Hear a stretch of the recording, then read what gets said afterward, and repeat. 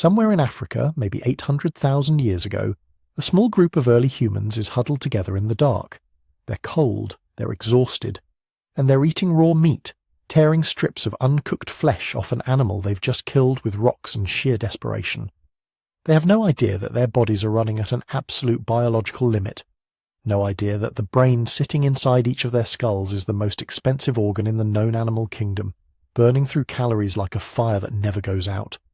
And no idea that one discovery, one accidental encounter with heat-controlled flame, is about to change everything. Not just what they eat, everything. Their bodies, their social lives, the size and wiring of their brains, the shape of their faces, how long they sleep, who they trust, what they talk about in the dark.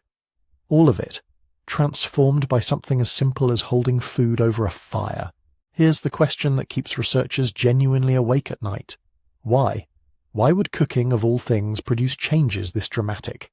Animals eat, animals survive, but no other creature on this planet restructured its entire anatomy, its gut, its teeth, its skull, around a method of food preparation.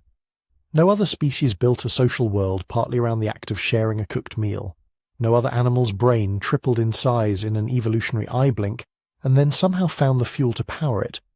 What was it about heat and food that unlocked something this profound? That's what this video is about, and the answer is stranger and more layered than you might expect. The short version is that cooking does something almost miraculous to calories. It breaks down fibers, denatures proteins, gelatinizes starches, and pre-digests food before it even enters the body. More energy out of the same meal, less energy wasted digesting it. For a species teetering on a biological edge, that margin, small as it sounds, may have been the difference between a brain that stayed the same and a brain that grew. But calories are only part of the story, because fire does something else entirely. It creates night. Controlled, safe, social night. And what happened around those early fires, the conversations, the cooperation, the rituals, might have shaped us just as deeply as any nutritional upgrade. Now, to be fair, the timeline here is genuinely messy. The evidence is patchy. Researchers argue about dates and interpretations constantly. We're going to get into all of that honestly, because the uncertainty is part of what makes this story fascinating. The clues are there. They just don't all line up neatly. Before we go further, one quick thing. If you're watching this late at night, maybe winding down, or listening while you drive somewhere, drop a comment and tell me where you are and what time it is. I actually read them. It's always Tokyo at midnight and Toronto at lunch, all at once. I love that. All right, let's go back to before any of this existed. 2 million years ago, Africa wasn't what it is today. The continent was in the middle of a long, slow, grinding transformation. Forests that had sheltered earlier primates for millions of years were fragmenting, breaking up into islands of trees surrounded by expanding grasslands. The climate was cycling, wet periods followed by brutal droughts, and the animals living through it had two options: adapt or disappear. Some of our ancestors chose, in the only way evolution allows, to come down from the trees, not all at once, not on purpose. But gradually, across generations too long to imagine, certain populations of early hominins found themselves spending more time on the ground, walking upright through those open savannas, eating whatever they could find. And what they found, increasingly, was meat. Not because they were great hunters. Not at first. Early Homo habilis, one of the first members of our genus appearing around 2.3 million years ago, probably wasn't chasing down wildebeest. They were scavengers, opportunists working the margins of bigger predators' kills. A lion makes a kill and walks away. A hyena pack strips it further.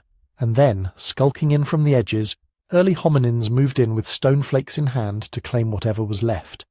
Bone marrow, brain tissue, scraps of muscle clinging to the underside of a rib cage.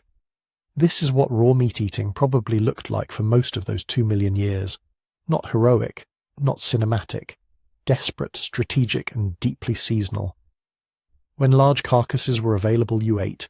When they weren't, you ate tubers, seeds, fruits, insects, whatever the landscape offered that week.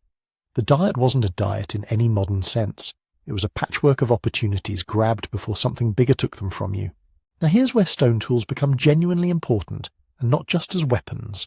The earliest stone tools we found, the Alderaan industry, simple sharp flakes napped off larger rocks, date to around 3.3 million years ago. These weren't spears, they were access devices. A sharp stone flake lets you slice through thick hide that your teeth can't penetrate. It lets you crack a femur that no jaw is powerful enough to break. Inside that femur is marrow, dense with fat, rich with calories, and almost completely inaccessible without technology. That marrow was a cheat code in a world where calories were everything. Cut marks on fossil bones tell us this was actually happening. Zoo archaeologists have found animal bones from sites like Tikika in Ethiopia, dating to about 3.4 million years ago, with marks that match stone flake tools. Marks that indicate deliberate butchering. This is behaviour we can actually see preserved in the archaeological record, which is worth pausing on, because a lot of what we think we know about early hominin diet is inferred rather than directly observed. Where patterns on fossil teeth can tell us whether an individual was grinding tough plant matter or processing softer foods. Stable isotope analysis of bone collagen can reveal what broad categories of food someone ate over years of their life. Dental calculus, the hardened plaque on ancient teeth, sometimes preserves fragments of what our ancestors were actually chewing. But none of these signals are perfect, and researchers are genuinely cautious about reading too much into any single piece of evidence. What we can say is that by around 2 million years ago, meat, including raw meat, was a consistent and important part of early Homo diets. The anatomical evidence backs this up. Smaller guts relative to earlier Australopiths, more body mass, and brains that were, slowly but measurably, getting larger. But here's what doesn't get talked about enough. Eating raw meat is expensive in ways that go beyond just finding the animal. The digestion of raw protein and fat is metabolically costly. Your gut has to work hard and for a long time to break down uncooked muscle tissue. Raw starch is almost useless. Raw collagen, the connective tissue binding muscle to bone, passes through largely undigested. There are also parasites. Raw meat, especially scavenged meat that may have sat in the heat for hours, is a vector for pathogens and parasitic worms that a modern immunologist would find alarming. Our ancestors almost certainly had immune systems shaped in part by constant exposure to these threats. But the cost was real. Energy diverted to immune response is energy not going to the brain. Then there's the time problem. Chimpanzees, our closest living relatives, spend somewhere between 4 and 7 hours a day just chewing. Their diet of tough raw plant matter demands it. Early hominins eating raw meat and unprocessed plant foods were almost certainly doing the same. That's not downtime. That's hours every single day consumed by the mechanics of getting calories in, hours not spent on anything else. And yet, despite all of this, raw meat was clearly working well enough to keep the lineage alive and expanding for an extraordinary length of time. Homo erectus, appearing around 1.9 million years ago, had a brain nearly double the size of earlier Australopiths. Their bodies were essentially modern in proportion. Long legs built for endurance, hands capable of precision gripping. They were good enough at raw food processing that they spread out of Africa into Asia and Europe, colonizing a range of environments across hundreds of thousands of years. So the raw diet wasn't a failure. That's important to hold on to. It funded real evolutionary progress. The combination of scavenging, tool-assisted butchering, marrow extraction, and high-quality animal protein gave early Homo a caloric platform to build on. The brain grew. Social complexity increased. Tool technology slowly improved. But there may have been a ceiling. A hard biological limit that raw food, no matter how cleverly obtained, couldn't push past. The brain that Homo erectus was running was expensive. Some estimates suggest the human brain, even early versions of it, consumed around 20 to 25% of total caloric intake at rest. To keep growing that brain, to keep feeding it, the energy equation had to change. Finding more food wasn't going to be enough forever. Something had to change about how that food was processed. Raw meat helped build us. There's no question about that. But it may have also been the ceiling pressing down on us. A ceiling that required a completely different kind of solution. Not a better tool for getting food. A better tool for transforming it entirely. Here's the thing about brains. They don't come cheap. Right now, sitting still, doing nothing more demanding than listening to this, your brain is consuming roughly 20% of your total resting energy budget. 20%. For an organ that makes up maybe 2% of your body weight. If your body were a city, the brain would be that one neighborhood that burns more electricity than all the others combined, every hour, every night, no matter what. That ratio matters enormously when you're trying to understand what happened to human evolution over the past 2 million years. Because growing a bigger brain isn't just a matter of genetics pointing in a new direction.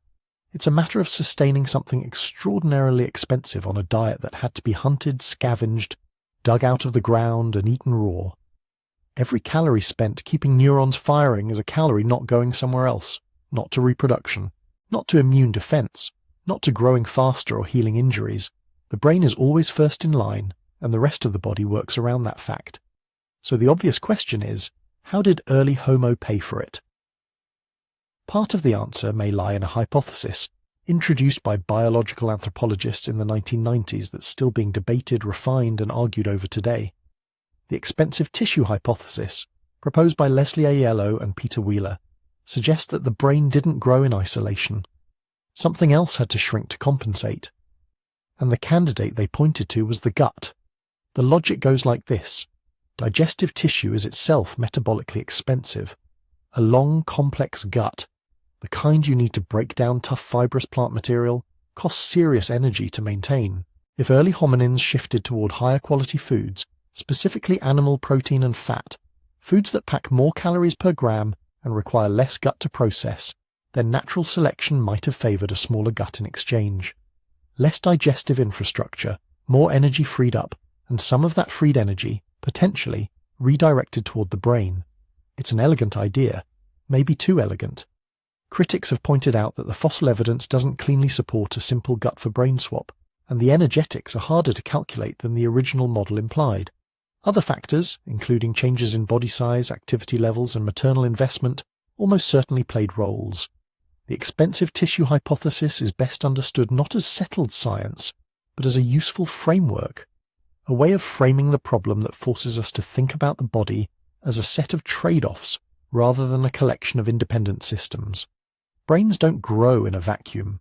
They grow in bodies with budgets, and those budgets were being stretched by raw food in ways that are easy to underestimate.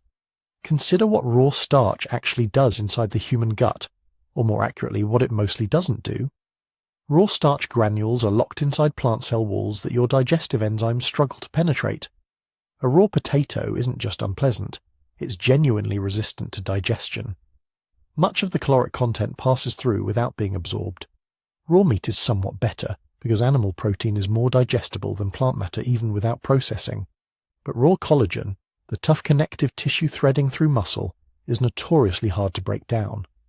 Raw fat is more accessible, but the overall caloric yield from an uncooked meal is consistently lower than what you'd extract from the same ingredients after processing.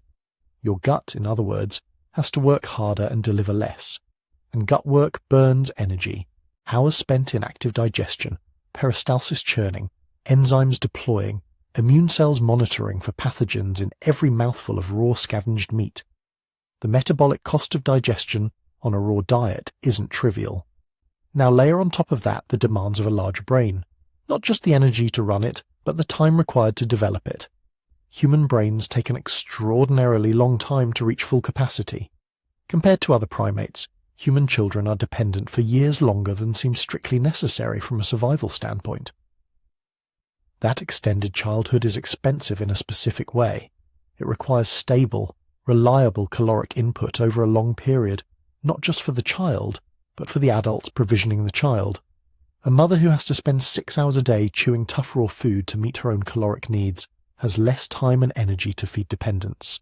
A group whose foraging returns are unpredictable and whose gut processing costs are high is always running closer to the margin than a group that has found a way to extract more energy from the same raw ingredients. Better cooperation helped. Social hunting, the kind Homo erectus appears to have been capable of, brings down larger prey than a single individual ever could. Sharing food within the group smooths out the inevitable variation in daily returns. Some days the hunt fails. Some days it succeeds spectacularly, and if you can share the surplus, the group as a whole does better than any individual hunting alone. There's evidence in the archaeological record that food sharing was a real and significant behavior among early Homo populations, and it likely played a genuine role in supporting both larger brains and longer developmental periods. But social hunting and sharing can only push so far. They address the problem of acquiring calories. They don't address the problem of extracting them. A group of early hominins sharing a raw carcass is still absorbing less usable energy from that carcass, than they could if something changed upstream of digestion itself. What if you could begin breaking food down before it ever entered the body?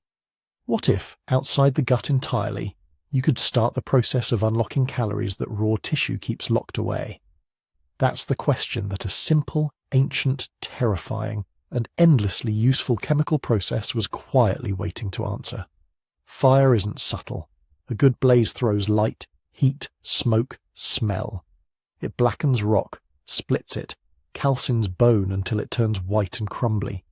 You'd think if our ancestors had been using fire for 1,000,000 years, the planet would be littered with the evidence. The problem is, fire's traces are fragile, and deep time is ruthless.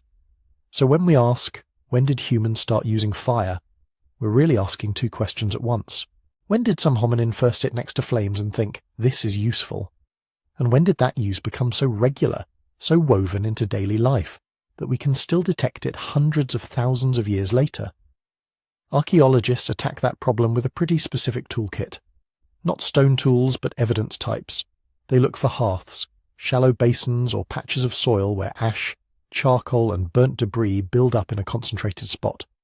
Not scattered, not random, but in a tight cluster where people seem to have sat, eaten, worked. They look for ash lenses, thin, pale, powdery layers sandwiched between other sediments.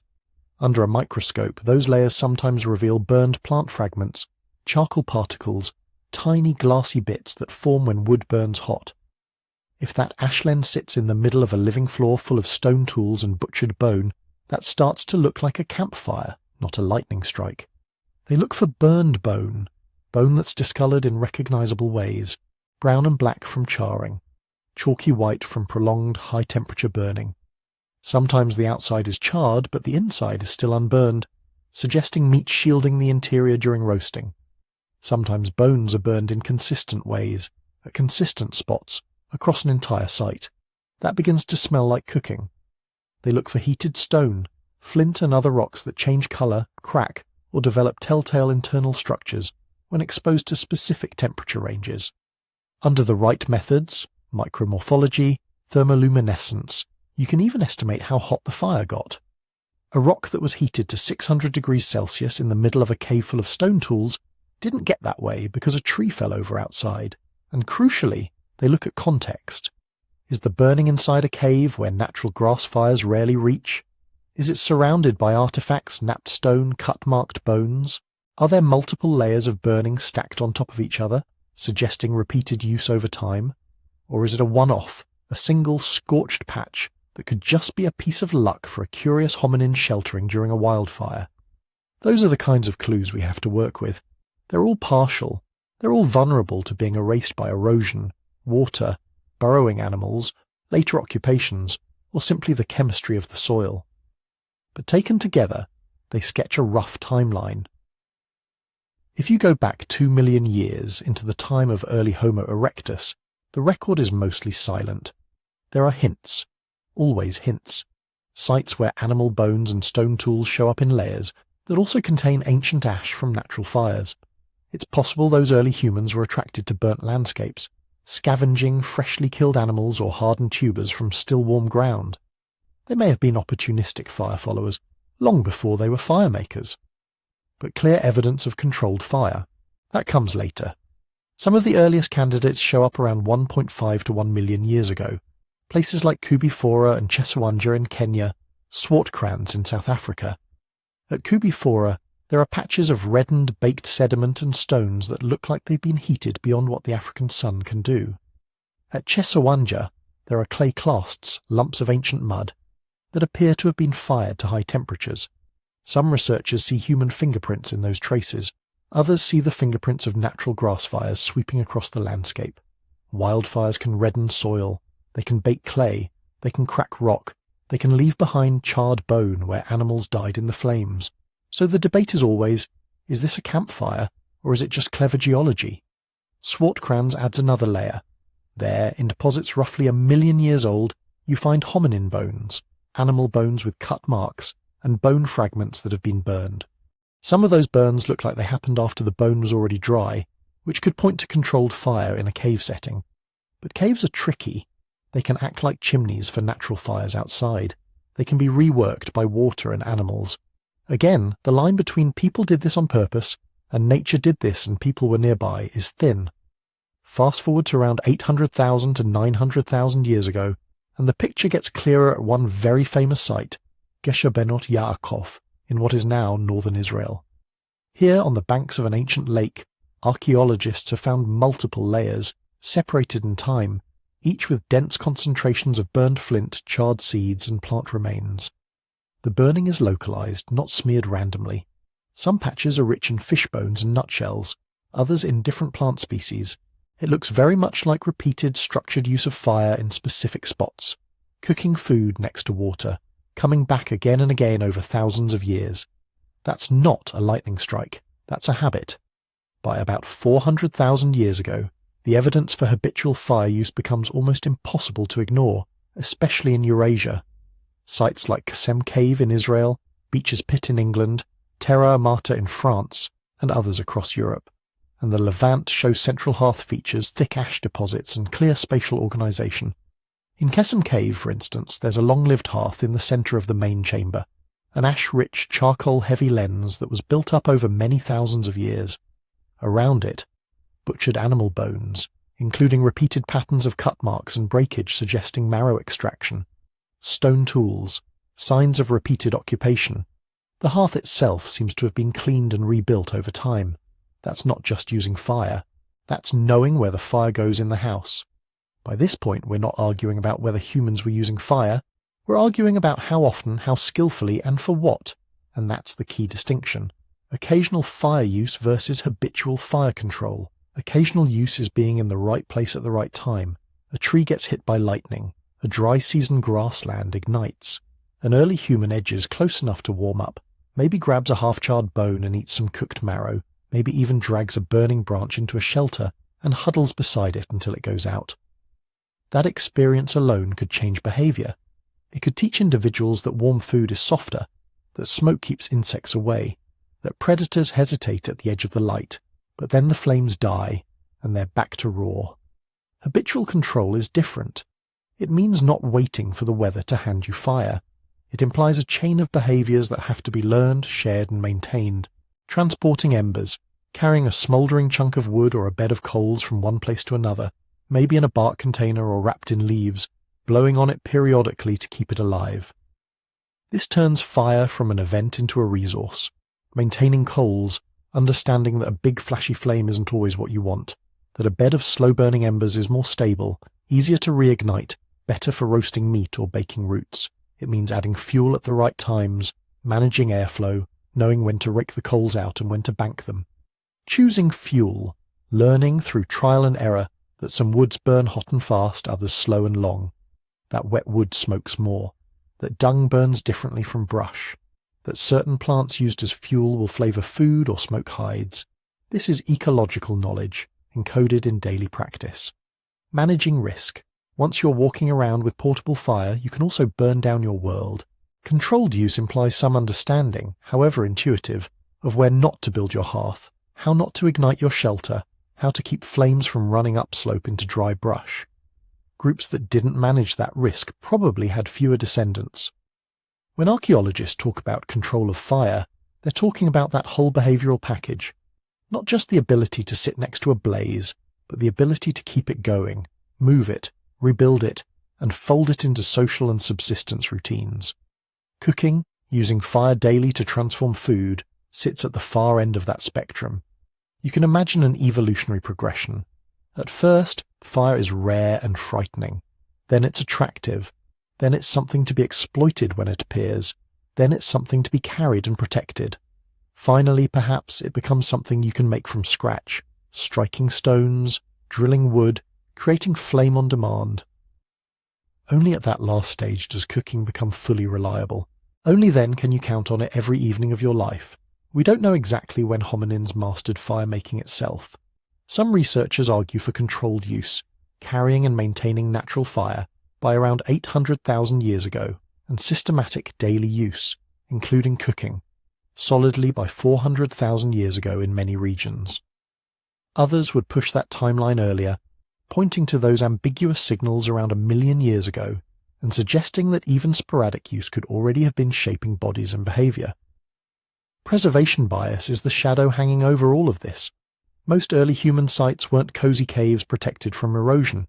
They were open-air camps on floodplains, lake shores, riverbanks, the exact places where water later washed everything away. A small fire on soil leaves a thin ash layer that can disappear in one heavy rain. Charcoal decomposes. Tiny hearths get trampled, eroded, or buried deep enough that we may never find them. Even in caves, later occupations can disturb earlier deposits, smearing the evidence. So absence of hearths doesn't prove absence of fire. It only proves that the kind of evidence we can currently detect isn't there. That's why many anthropologists suspect that the visible record, those clear hearths from 400,000 years ago onward, is just the tip of a much older behavioural iceberg. Fire use may have started opportunistically long before it became archaeologically loud. A few rare experiences of warm, softened food, occasional nights lit by flames instead of starlight, random, uneven, but unforgettable. Even that sporadic use could have begun nudging our ancestors in new directions, spending more time in caves and rock shelters, gathering fuel, organising camp space around a glowing centre, watching meat change colour and texture as it hung over coals. Before fire became a daily tool, it was a powerful anomaly, and once a species as curious and hungry as ours brushed up against that anomaly often enough, the odds that it would stay rare were never very high. The question isn't just when we tamed fire, it's when fire started taming us. Fire changed our relationship with the landscape. Cooking changed our relationship with food itself. Because once you stop thinking of fire as just warmth and light, and start treating it as a tool for transforming what you eat, you're not just adding hot meals to the menu. You're installing a new operating system in the human body. On the surface, cooking looks simple. You take raw stuff, you expose it to heat, it gets softer and tastier. But under that crackling skin of roasted meat under that steaming tuber, the chemistry looks like a small revolution. Start with protein. Raw animal tissue is basically a bundle of tightly folded protein chains wrapped in tough connective tissue. Those chains are held in specific shapes by delicate bonds, hydrogen bonds, ionic interactions, little weak attractions between side groups. They're like a piece of yarn that's been folded and knotted into a very specific origami shape. When you apply heat, those bonds start to break. The protein denatures, it unfolds. To your teeth and your gut, that's a big deal. Unfolded proteins are easier for digestive enzymes to grab onto and chop into amino acids. The muscle fibers loosen. Connective tissues like collagen, which in a raw state are springy and resistant, begin to melt and turn into gelatin when held at the right temperatures. Take a raw leg of some Ice Age antelope. Eaten fresh off the kill, the surface is chewable, but the deeper muscle and tendons are literal workout bands. A jaw built like a vice can manage it. A jaw built like ours struggles. Roast that same leg slowly over coals, and something else emerges. The tendon that was like rubber becomes silky. The tough fascia between muscle groups converts into a kind of natural jelly. Each bite takes less force, less time. The same quantity of meat suddenly yields more accessible amino acids, with less wear and tear on your teeth, and less work for your stomach and intestines. Now look at plants. Plant cells are boxes inside boxes, starch granules locked inside cells, wrapped in cellulose walls. Our species never evolved enzymes to break down cellulose. To us, it's like chewing plastic wrap. Herbivores get around that with multi-chambered stomachs, specialized gut microbes, long fermentation time. We didn't go that route. Heat gives us a shortcut. Starches are long chains of glucose packed together in semi-crystalline granules. In their raw state, many of those granules are hard, water-resistant, and only partly digestible. When you heat them in the presence of water, boiling, steaming, roasting a water-rich root, the granules swell, absorb water, and burst. This is gelatinization. Gelatinized starch loses its crystalline structure and becomes an open, swollen mesh our enzymes can attack easily. Suddenly, those underground storage organs, tubers, corms, roots, that were once marginal emergency foods become calorie bombs.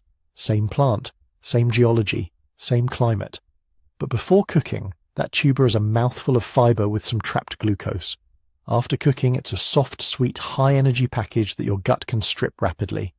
Combine that with the melting of collagen in meat, and you start to see why anthropologists get excited about campfires.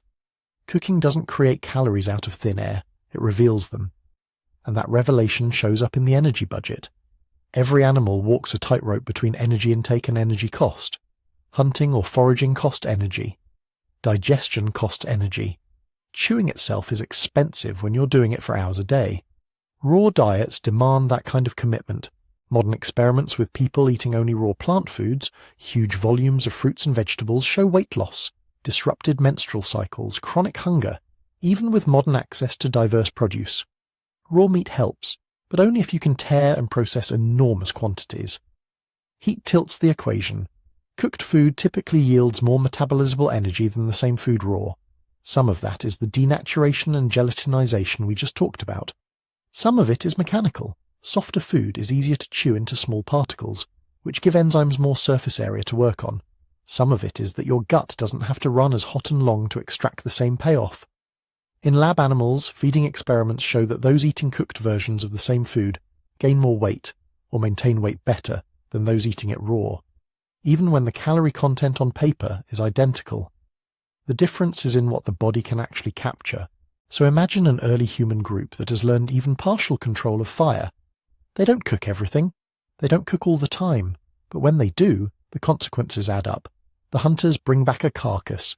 Instead of gnawing raw strips and tossing away gristly bits, they can roast joints until the collagen breaks down, then crack the bones over coals and suck out marrow from softened interiors.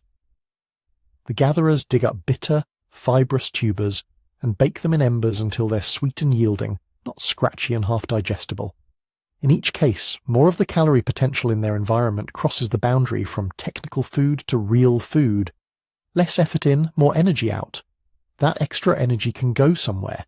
It can go into maintaining a big, energy-hungry brain. It can go into supporting longer childhoods, where kids don't have to forage like adults right away. It can go into immune systems, into reproductive capacity, into simply surviving bad seasons with a slightly thicker cushion. But cooking's revolutions aren't just about access. They're also about removal. The natural world is full of chemical booby traps. Plants don't want to be eaten indiscriminately. They defend their tissues with toxins, enzyme inhibitors, bitter compounds that make you regret random sampling. Heat is a crude but often effective antidote. Many plant toxins are proteins or fragile organic molecules that fall apart at cooking temperatures. Others are bound up in structures that cooking disrupts, allowing them to leach into cooking water instead of into your bloodstream. Think of wild legumes containing lectins, or some roots rich in cyanogenic glycosides, or bitter-tasting anti-nutrients that bind minerals. In many cases, boiling, roasting, or baking reduces these to tolerable levels. Not perfect, not universal. Some toxins laugh at heat, but enough that entire categories of previously dangerous or marginal foods become viable staples. Our ancestors didn't know the names of these molecules, but they knew the outcomes. Raw version, stomach cramps, vomiting, maybe death. Roasted version, tolerable bitterness, no obvious poisoning. Those experiments would have been paid for in real time with real bodies, but over generations, culturally transmitted cooking practices would settle on what worked. And then there's the invisible enemy, microbes and parasites. Fresh carcasses and gathered plants come coated in bacteria, fungi, parasites, and the eggs and cysts of things that see your intestines as prime real estate. In warm climates especially, the microbe load is intense. Cooking takes a scythe to that undergrowth. High temperatures kill many pathogens outright. They denature the crucial proteins in bacterial membranes, scramble viral coats, rupture parasitic worms and their larvae. Again, not perfectly. Some spores and cysts hang on through remarkable abuse, but heavily enough that systematically cooked diets carry a much lower burden of infection.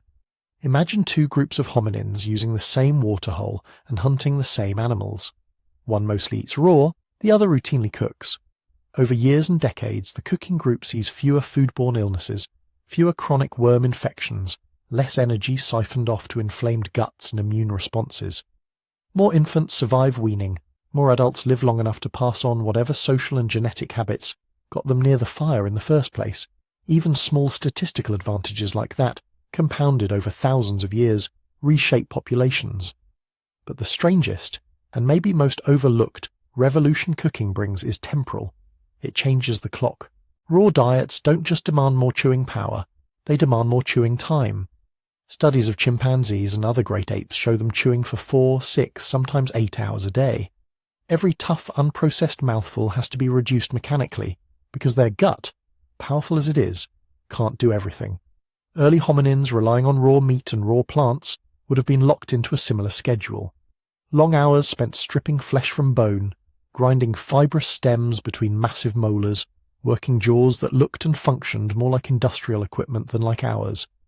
Cooking collapses that timescale. Softened meat and gelatinized starch can be chewed and swallowed quickly.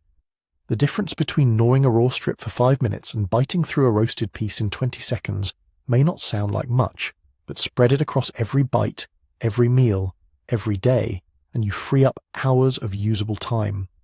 Time not spent clamping your jaw shut again and again. Time not spent hunting for just the right textures you can actually process. Time that can be filled with anything else. With grooming and social bonding around a shared hearth. With shaping stone tools in the glow of coals. With telling stories, teaching children, planning hunts, debating where to move when the dry season comes. With just sitting, staring into the flames, letting the mind wander in a way that wild animals rarely can afford. Cooking doesn't just change dinner. It reorganizes the entire day. It allows food processing to be front-loaded. One intense period of work gathering fuel, tending fire, preparing ingredients, followed by a relatively leisurely consumption window. It synchronizes the group. People are more likely to eat at the same time, at the same location, anchored by the hearth.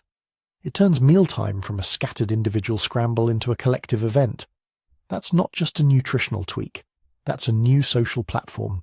Because once a species whose survival has always been dictated by daylight and chewing time suddenly finds itself with predictable evening light, soft food and extra hours of wakefulness after sunset, something unprecedented becomes possible. The day no longer ends when it gets dark. And in that widened slice of night, in the circle of light around a cooking fire, our ancestors were about to discover an entirely new way of being human. If cooking is a new operating system, then evolution started quietly rewriting the hardware to match. You can see it in the skull. Line up a series of hominin heads on a table. Australopithecus, early Homo, something like Homo erectus, and then us. And one trend hits you before anything else. The faces shrink. Those early Australopiths had jaws like power tools, massive flaring cheekbones, huge attachment areas for chewing muscles, molars the size of thumbnails. They look like they were built to spend all day grinding tough plant material, cracking nuts, tearing raw tissue that fights back with every bite.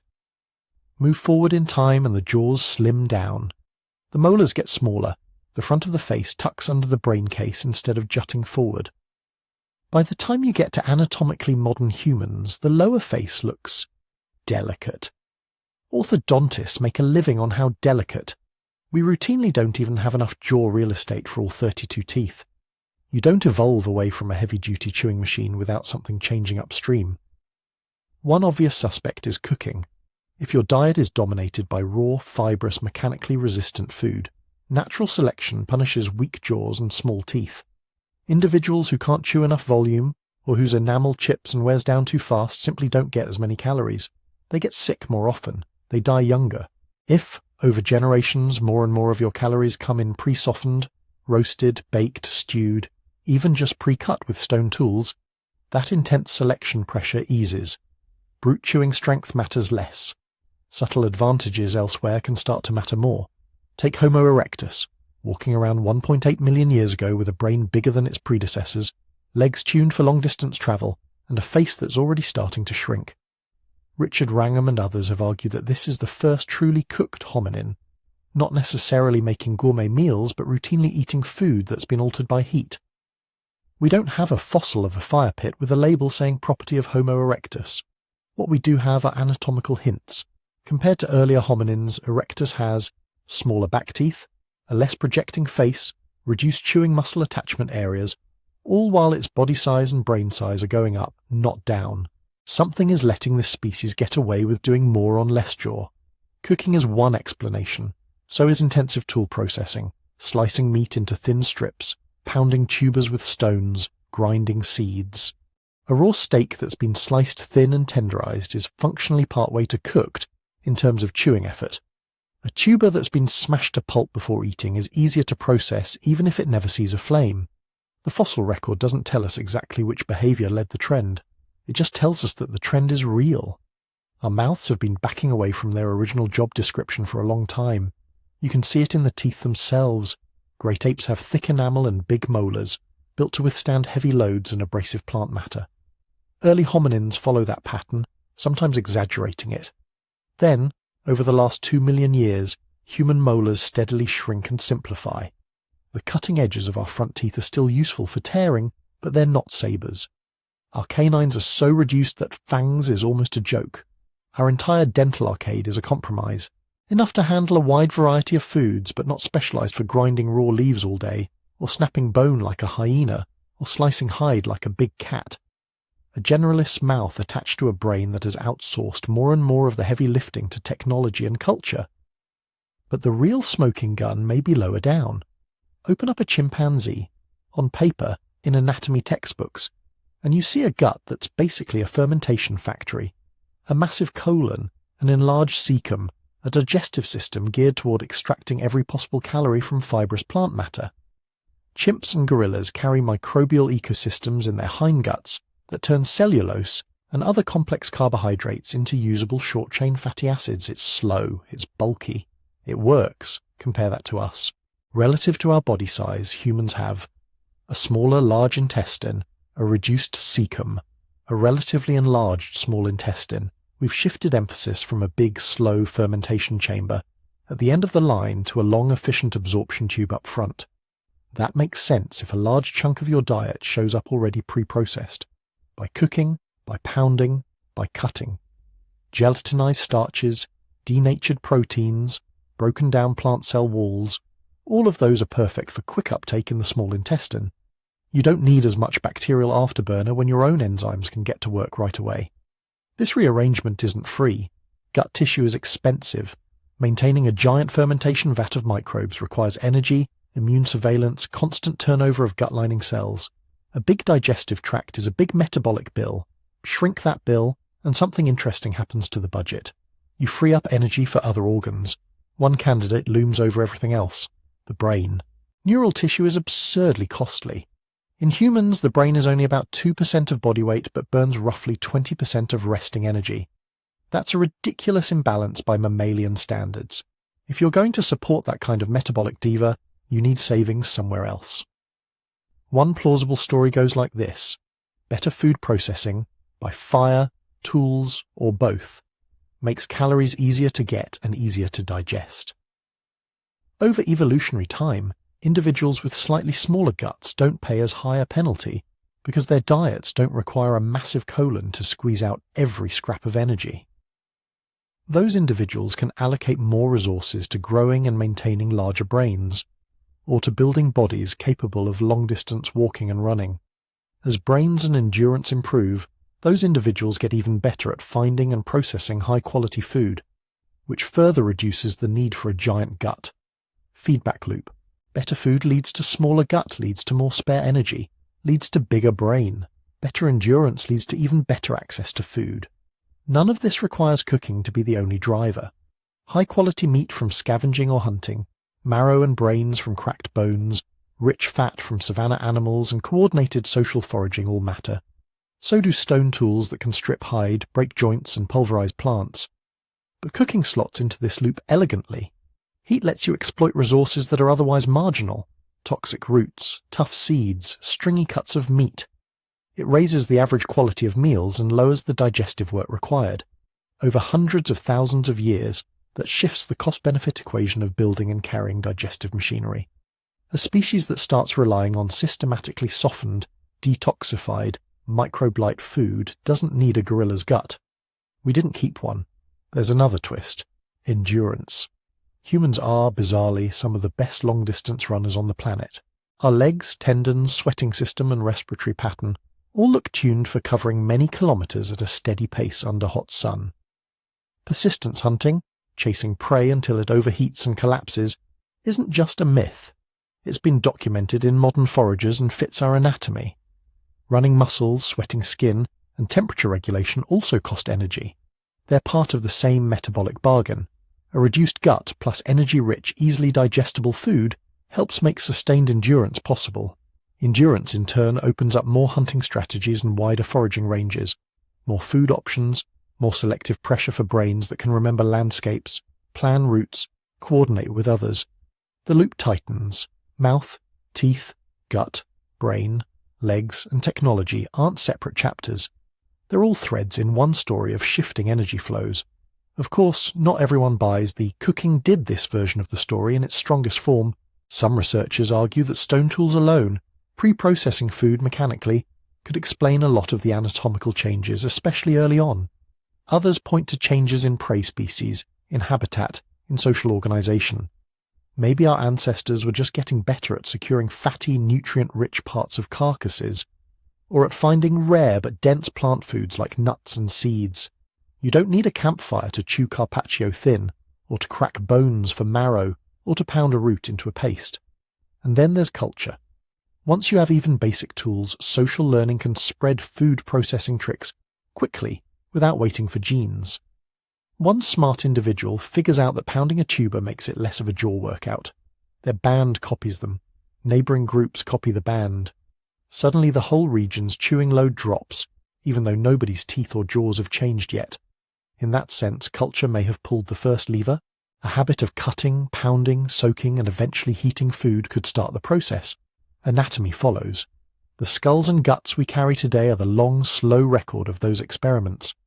We're a species whose face retreated, whose teeth downsized, whose colon shrank, whose small intestine took centre stage. A species that bet heavily on outside-the-body digestion, on tools, techniques, and fire to take over work that used to be done by enamel and bacteria. That bet came with risks. Dependence on processed food makes you vulnerable when the process breaks down. Lose fire, lose tools, lose social support, and those small jaws and small guts suddenly look like a bad idea. But our ancestors doubled down anyway, because the payoff of that anatomical gamble wasn't just more efficient meals. It was what came bundled with them, the time and energy to sit around those fires we just lit, to share food, and to start building the strange, hyper-social worlds that no other animal has ever seen. And around those shared meals, something else was about to change, not in bone or gut, but in the invisible architecture of nighttime life. Night changes when you can hold a piece of the sun in your hands. Before fire, dark meant danger and downtime. Vision drops, predators rise, temperatures fall. You huddle in whatever shelter you can find, maybe gnaw the last scraps off a bone, then try to sleep through the hours when you're weakest. You don't wander, you don't chat loudly, you certainly don't sit in open ground making yourselves obvious to every hungry set of eyes within earshot. Then someone figures out how to keep a fire going. Suddenly the day doesn't end when the sun hits the horizon. It bends. Picture one of those early camps on an open savanna or under a cliff overhang, a cluster of upright apes with shrinking jaws and expanding brains. The sun slips away, shadows stretch, the air cools. Normally, this is the cue to retreat. Instead, they feed dry branches into a glowing pile of coals. The darkness stops at the edge of a flickering circle. Eyes that would have been useless now pick out faces, hands, expressions. That little island of light becomes a new kind of habitat, and everything about social life starts to tilt. First, it's just practical. Fire keeps you warm when the temperature swings hard between day and night. It dries wet hides, sterilizes water, makes parasites abandon meat. Sparks drive biting insects back. Smoke confuses the smell of prey and predator. But every one of those advantages has a social shadow. If you're huddled tight around a fire to conserve heat, your personal space shrinks. You're forced into each other's orbits. You notice who sits next to whom, who reaches for the best spots, who shares their cooked piece with a child, who doesn't. Faces, which in daytime can be lost in the chaos of foraging and walking and hunting, are now floating masks in the dark, all turned toward the same center. Fire gives a group a focal point. Most animals share space by day and scatter by night. For humans, the pattern starts to invert. A band that spends daylight hours splitting up, some tracking games, some gathering tubers, some checking trap lines, reconverges when the light fades. The campfire is the rendezvous coordinate baked into the landscape. That daily rhythm changes what a group even is. Instead of just a set of individuals using the same territory, you get a population that comes together, repeatedly, to process the day. to redistribute food, to reassure each other that, yes, those distant roars stayed distant, to notice who limped back, who didn't come back at all. Around those flames, bonding stops being a side effect and becomes an activity. You can groom each other in low light, but fingers fumbling through hair only go so far. Fire takes social maintenance to a different level. You can see whole bodies, gestures, subtle shifts in posture. You can maintain eye contact, which primates use for everything from threat to affection to teaching. You can detect micro-expressions that signal fear, shame, amusement, irritation. Conflict, in that context, isn't just a flash of violence and avoidance. It can be negotiated. Two hunters who nearly came to blows over a carcass that afternoon are now sitting shoulder to shoulder, listening to the same elder recap how they almost got everyone killed by charging a wounded animal. Jokes get made at their expense. Tension diffuses through shared laughter. Or, if it doesn't, the whole group sees the problem forming in slow motion and can intervene. Fire doesn't magically make us peaceful. It gives us time and light to manage the mess. It also gives us time to plan. Daylight hours are hard to waste when you're a forager on a tight energy budget. You're walking, scanning, digging, cutting. Your attention is pulled outward by tasks that can't wait. Evenings around the fire open a different mental space. Somebody can reenact how the antelope herd reacted when they approached from the downwind versus upwind side. They can stab the ground with a stick to mark out hills and gullies. Others can chime in with memories from last season, where the waterholes lasted longest, where the lions denned. This is rudimentary cartography done with gestures and gravel. Once the band has a shared picture of the landscape, they can do something almost no other animal can do. Pre-play, tomorrow. Tomorrow we split into two groups. You circle wide. We wait here until the sun reaches that tree. If you see vultures over there, don't go.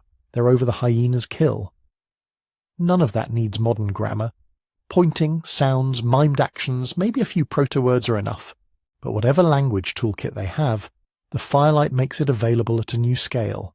There's time to rehearse, time to correct misunderstandings before they become fatal mistakes. Time to let children sit quietly on the edge of the circle, absorbing spatial knowledge and hunting logic long before they're strong enough to throw a spear. This is where the idea of a second daytime starts to become real. Biologically, humans are still diurnal. Our eyes aren't built like owls. Our hearing isn't sonar. But culturally, we're starting to live as if we have 2 days. One under the sun for physical work, one under the flames for mental work. The second day is when memory gets shared. It's where teaching really finds its home. You can show someone how to nap a stone in bright daylight. You probably do. But instruction needs repetition. It needs context. It needs stories about what happens if you do it wrong. Firelight evenings are perfect for that. Old hands can hold up tools, compare edges, critique craftsmanship. They can demonstrate how a slightly different angle on the flake makes a much sharper scraper. They can tell the tale of the time someone took a poorly made spear on a hunt and how that ended. That's not just do this, don't do that. It's narrative. Once you start embedding technical lessons inside little arcs of cause and effect, with characters, with near misses, with punchlines, you've stepped onto the path toward myth. We don't know when fully developed storytelling appears. There's no fossil for plot. But we do know that longer, safer, shared evenings create the ecological niche for it. If a story can hold a group's attention, it can carry more than just entertainment. It can encode whose territory lies beyond the third river, which plants are food if boiled, poison if raw, which neighbouring band cheated in a trade 3 years ago, who among your grandparents first brought fire from that lightning-struck tree on the ridge. Turn any of that into a memorable narrative, and it's more likely to stick in a child's head, more likely to be repeated, more likely to survive beyond the lifespan of any individual witness. That's cultural transmission running on narrative rails, and cooking itself becomes part of the curriculum. Recipes probably don't start out as 3 handfuls of this, 2 pinches of that. They're more like patterned actions. This tuber must be buried in coals until the skin blackens and cracks. This meat must be turned so the fat doesn't drip and flare. These seeds must be parched on flat stones, not directly in the flame. Children learn to associate specific smells, colours and textures with safe versus dangerous. Adults narrate, "Don't eat it while it's hard, it will make you sick. Wait until it's soft and sweet."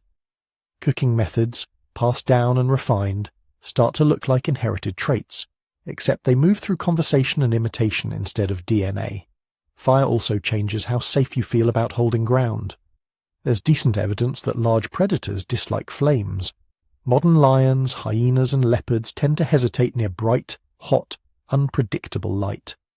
Early humans crouched in the glow of a campfire would have looked less like prey and more like a strange hazardous phenomenon.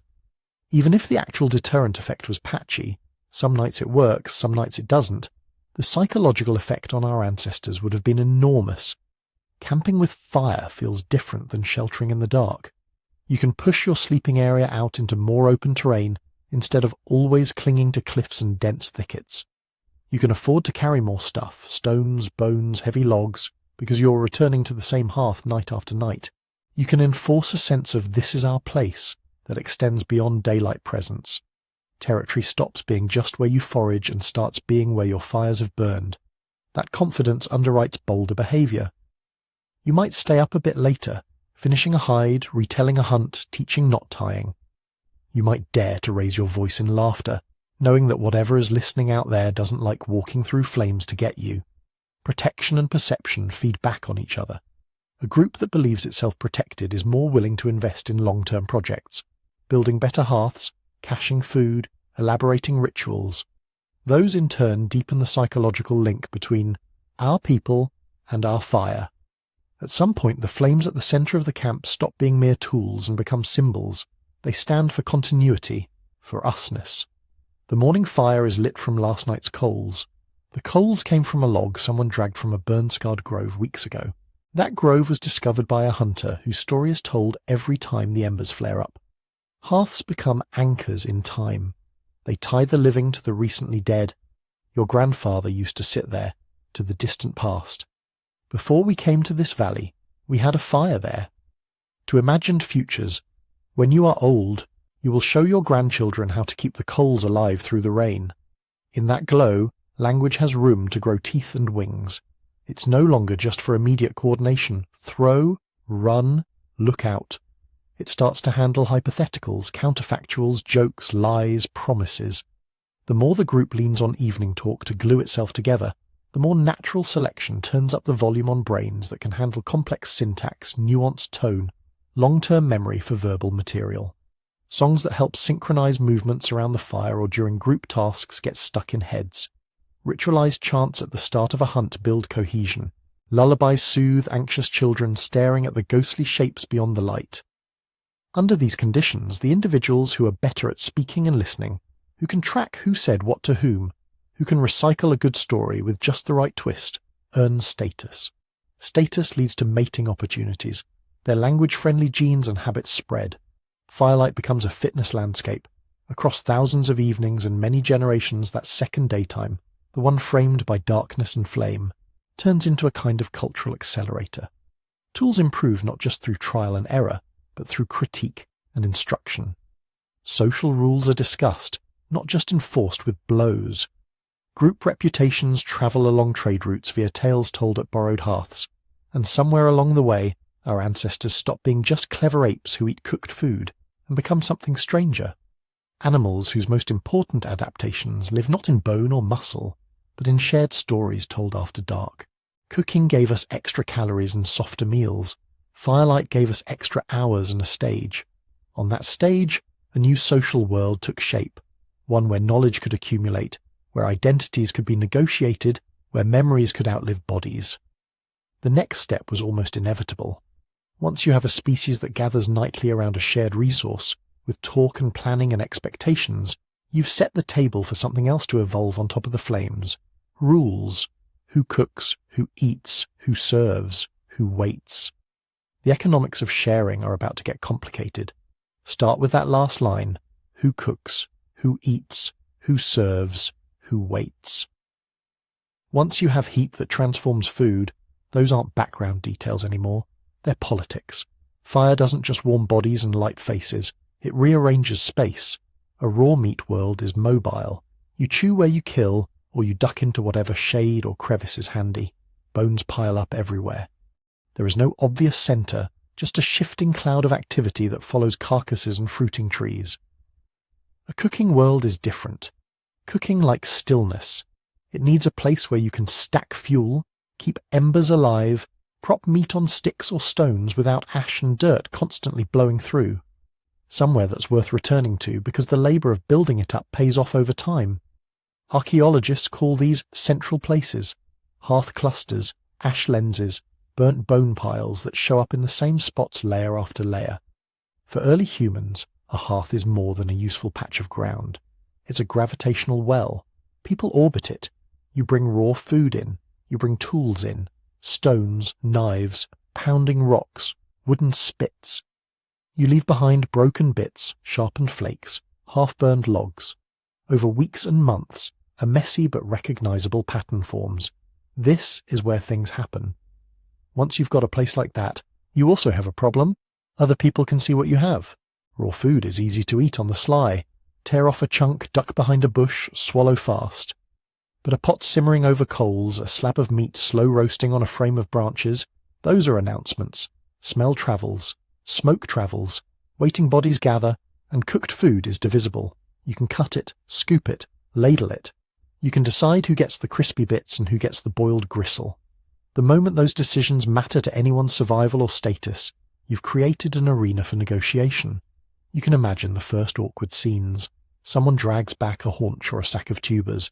Instead of ripping and gnawing on the edge of camp, they hand it to whoever's tending the fire. The cook controls the pace now. Nothing happens until the coals are right, the sticks arranged, the skins peeled. Other foragers drift in. Eyes watch closely. How much is there? How big are the pieces? Who's whispering to whom? When the food is finally ready, it doesn't vanish in a flurry of teeth. It passes from hand to hand, slowly enough that everyone can see the pattern. Who gets served first? Infants, nursing mothers, successful hunters, elders, the person who kept the fire alive all day. Who is conspicuously skipped? Over hundreds of evenings, those patterns harden into expectations. This is where the first rules start to live. Not as written laws, obviously, but as shared feelings about what's normal and what's outrageous. If you routinely grab the lion's share for yourself, if you sneak extra portions to your cousins while others watch their kids go to sleep hungry, people remember. Reputation is born in firelight. Humans are already talented at keeping mental scorecards. Primates track favors and slights all the time. But the hearth concentrates the evidence. It makes stinginess and generosity, fairness and cheating visible to everyone at once. Some anthropologists call hunter-gatherer bands leveling societies. People don't let anyone get too far above the rest. Boasting hunters get teased. Bullies get ganged up on. Someone who hoards can find themselves mocked, ostracized, or quietly cut out of future help. The cooked meal is a perfect stage for that kind of enforcement. A hunter who refuses to share might find that next time he needs help carrying a carcass, no one volunteers. A chronic slacker might get the thinnest scraps handed last. Someone who shares widely, who makes sure orphans and elders are fed even when times are lean, becomes the person others want to camp near, support, and imitate. These are not abstract moral codes. They're finely tuned survival strategies. In small, risky environments, you don't want your future to depend entirely on your own luck. You want a safety net woven out of many people's goodwill. Cooking makes that net thicker. Because cooked food often comes in batches, big pots, large roasts, there are more situations where one person or family has too much for one sitting. The easiest way to turn surplus into insurance is to share it, and to do so in ways that others recognize as fair. Fair, of course, can mean different things.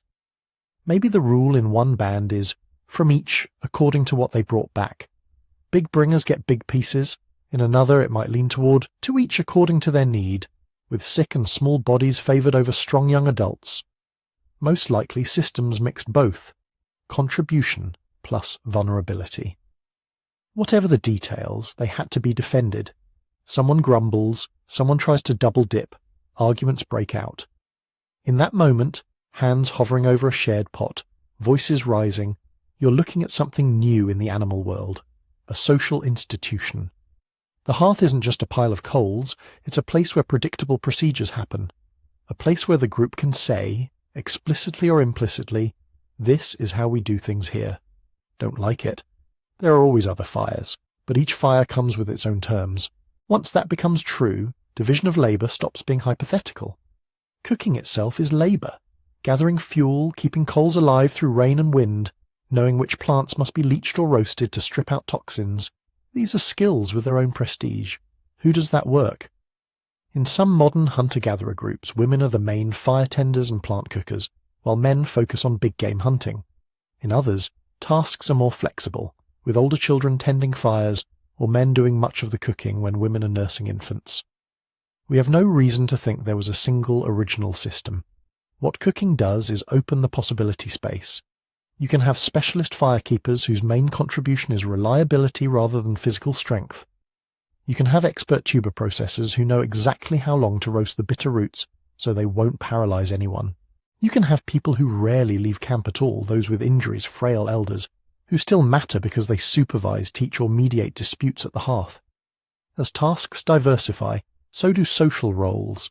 A band where everyone does everything badly is fragile. A band where skills are distributed and interdependent is more resilient, but also more entangled.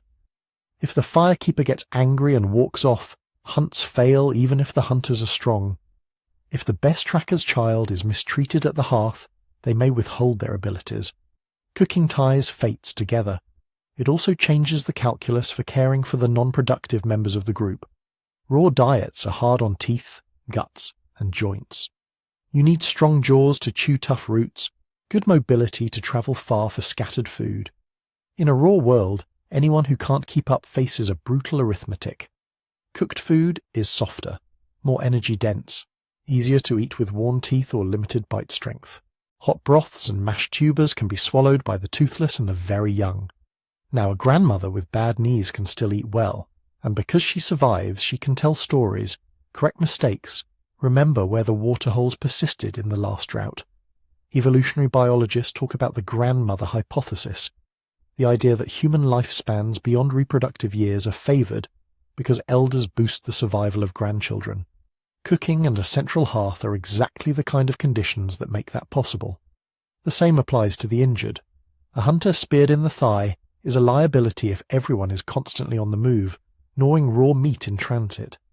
In a camp with a fire, he can lie near the warmth, eat soft food, and slowly heal while others bring cooked portions to him.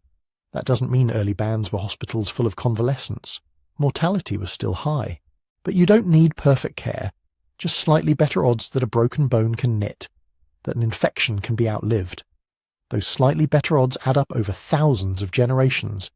Kids, too, benefit. Cooked food can be weaned earlier, in smaller, safer bites. Children can share in adult meals rather than relying solely on milk or easy-to-chew scraps. Around the fire, they also watch the adult sharing economy in action. Who serves first? How disputes are settled? What jokes are acceptable? What greed looks like when everyone turns and stares?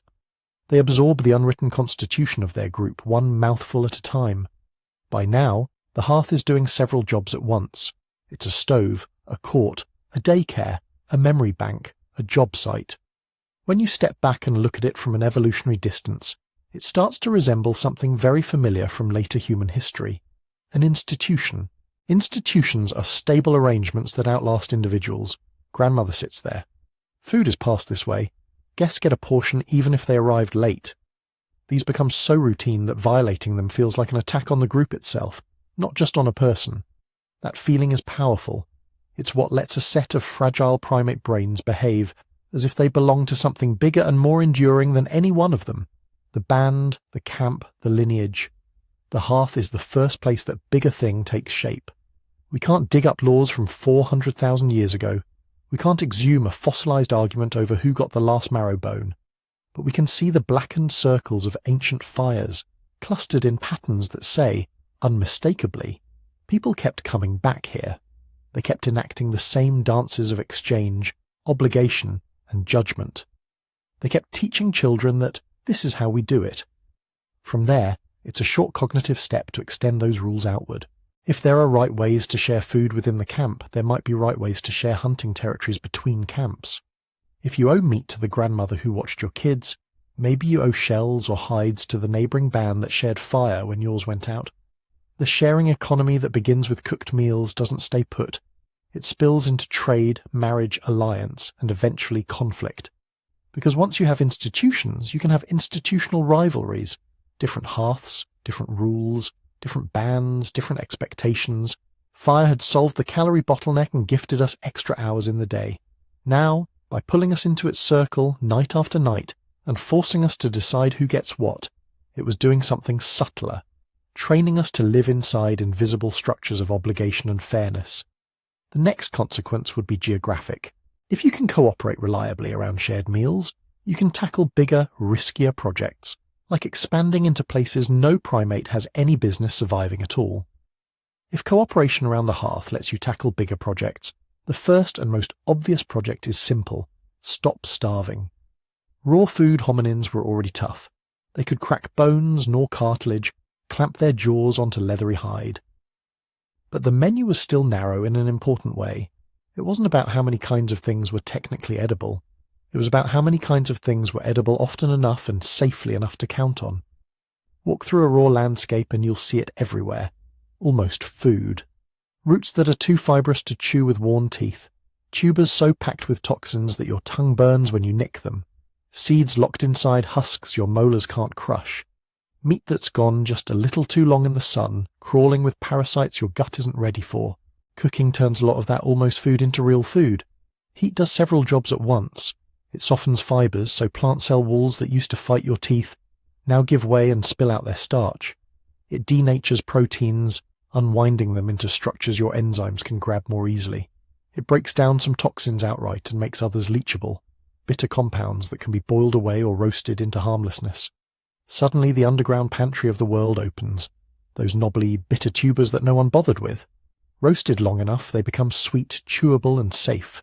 Starchy corms, rhizomes, and roots that would shred a raw chewer's gums turn into something a child or an elder can mash with the flat of a wooden stick. Same with meat. Raw, it's a gamble. Fresh, you get a flood of nutrients. Slightly off, you might just get an upset stomach. A bit more off, and you get parasites, diarrhea, or outright poisoning. In a raw world, the safe window is narrow. You kill, you eat fast, you move on. Fire stretches that window. Roasting kills many parasites. Long, slow heat dries the outer layers, creating a crude form of preservation. Smoked strips can last for days. In cold conditions, where the air is dry and freezing, cooked meat plus natural refrigeration can last even longer. What used to be an emergency glut, we killed something big, now we have to gorge before it rots, becomes a resource you can spread over time. This is seasonal buffering. Imagine a year not as one stretch of enough food, but as a sawtooth. Feast, lean, feast, famine. Raw foragers ride that sawtooth with very little cushion. If the rains fail, if a migration route shifts, if fruiting is late, there's not much to fall back on except the very hardest to eat foods, and many of those are still off limits. Cooking changes the geometry of scarcity. In the wet, generous seasons, you're not just full. You're stocking up on things that keep: smoked meat, dried roots, roasted nuts. In the lean, cold, or dry seasons, you're not reduced to digging up stringy roots and choking them down raw. You can roast them until the fibers loosen and some of the toxins degrade. Even marginal environments, places where most foods are tough, woody, or chemically defended, start to look less like death sentences and more like puzzles. If you know the right sequence, peel, slice, soak, boil, roast, you can eat things that would hospitalize a chimpanzee. Anthropologists call this expanding the dietary niche. A less technical way to put it is, cooking widens the edible world. Animals are usually exquisitely tied to particular food types. Pandas and bamboo, koalas and eucalyptus. Even versatile predators have preferred prey ranges and digestive sweet spots. Fire breaks that tight coupling. Your ancestors stopped being just meat plus a few fruits specialists and moved toward whatever this landscape offers after sufficient application of heat and ingenuity. That has obvious implications for where you can live. Once you can cook, good habitat is no longer limited to places with soft fruits, tender greens, and predictable carcasses. It can include dry savannas where most food is locked underground in tough tubers, cold steppe where the main calories are in sinewy muscle and frozen fat, coastal zones where shellfish need to be steamed open and seaweeds boiled to reduce their harshness, wet forests with toxic seeds that become edible only when roasted just right. Of course, fire doesn't do this alone. Clothing matters. You can't just wander into a Pleistocene winter naked and hope that a hot potato will keep you alive. Shelters, caves, windbreaks, lean-tos matter too. So do better tools, spears, scrapers, digging sticks hardened in the coals. What cooking does is make those other investments worthwhile. You can skin an animal with a stone flake.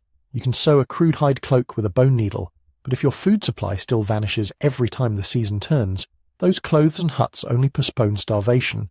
A broader, more reliable menu is the foundation that makes expansion sustainable. You see this especially in cooler regions. Cold doesn't just threaten you with hypothermia, it shrinks your foraging radius. Plants die back, insects vanish, small animals hibernate. The remaining resources, big game, underground storage organs, preserved nuts, are exactly the ones that benefit most from cooking.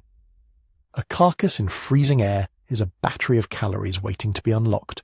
Cooked fat is easier to digest, yields more usable energy, and provides warmth from the inside out. Slow-boiled bone broth pulls collagen, minerals, and marrow into a liquid even a worn-out jaw can handle. And there's another layer. Better nutrition doesn't just keep you from dying, it gives you spare capacity. Well-fed bodies can do more work. They can walk farther in a day. They can carry heavier loads. Infants, tools, stored food, firewood. They can recover faster from injuries and infections. They can sustain longer periods of cold exposure because their metabolisms have more fuel to burn. This is where cooking quietly ties into one of our other great oddities, endurance. Humans are not especially fast sprinters, but we are astonishingly good at low-speed, long-distance travel. Persistence hunting, chasing animals not by outrunning them in a sprint but by tracking and dogging them until they overheat, only works if your own body can keep burning energy steadily for hours. Cooked food makes that physiology more feasible. It makes calories cheaper to extract. It reduces the wear and tear on teeth and guts. It supports bigger glucose-hungry brains that can run complex tracking strategies, remember landscapes, and coordinate with other hunters over many miles. So every time a band decides to move, over the next ridge, across a valley, along a new river, they're drawing on an invisible bank account of cooked calories. Fire doesn't carry you, but it pays for your legs. Now scale that up from daily foraging to generational migration. Each small shift in camp location, each seasonal round that pushes a little farther into new territory, is cushioned by the fact that you're not betting everything on one narrow food source. If the berries fail here, maybe the roots still work. If the usual herd route is empty, maybe the shellfish beds can carry you this year. Cooking is what turns those maybes into realistic fallback plans. This flexibility is why when climates wobble, glacials advance, monsoons shift course, forests thin into grassland, cooking populations have options. In a bad decade, raw specialists either track their one preferred food or die. Cooked generalists can retool. They can experiment with new plants, new parts of animals, new preparation chains. Many attempts will fail. Someone gets sick, someone remembers, never eat that again, but some will stick. Knowledge accumulates. The library now includes not just where to find food, but how to make questionable stuff safe. Whole environments that used to be classified as barely usable get recoded as tricky, but doable if you know the tricks. The last piece of the puzzle is psychological.